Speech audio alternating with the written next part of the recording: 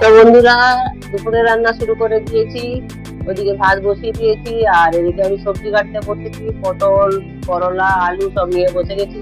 সবজিগুলো কেটে নিই, ওদিকে ভাতটা হোক, তারপরে গিয়ে আবার পটলের তরকারি হবে আর করলা ভাজা হবে আর আলু ডিম সিদ্ধ করে নিয়েছি, আলু ডিমের ঝোল হবে। আপনাদের দাদা সেকেন্ড শিফট ডিউটি, একটু তাড়াতাড়ি ভাত খাই, এই জন্য রান্নাটা শুরু করে দিলাম। তো চলুন সবজিগুলো কেটে নিই। এই যে পটল আলু কেটে নিয়েছি, করলাটা কাটবো এখন। করলাটা কেটে নিই।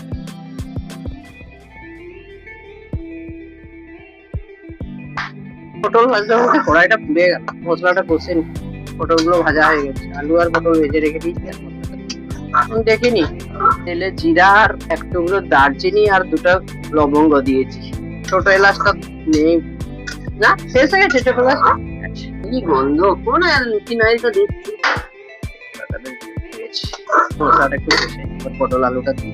ডিমের ঝোলটা হয়ে গেছে, নামিয়ে দিই। পটলটা ভাজতে দিই, পটলটা টাইম লাগবে। দুপুরে রান্না কমপ্লিট, এবার খাওয়া দাওয়া করবো। তার আগে আপনাদের দাদাকে দিয়ে দেবো খেতে, সে দিয়ে ডিউটি যাবে। তারপর আমি একটু পরে খাচ্ছি, আগে ওকে দিয়ে দিই।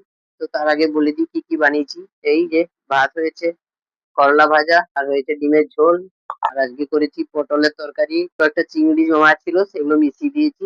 আর এই যে স্যালাড কেটে নিয়েছি। তো এই হয়েছে, খাওয়া দাওয়া করবো এবার। তার আগে আমি থালাটা সাজিয়ে নিই। ঠিক আছে, পরে আবার দেখা হবে। ডিমের ঝোলটা দিয়ে দিই।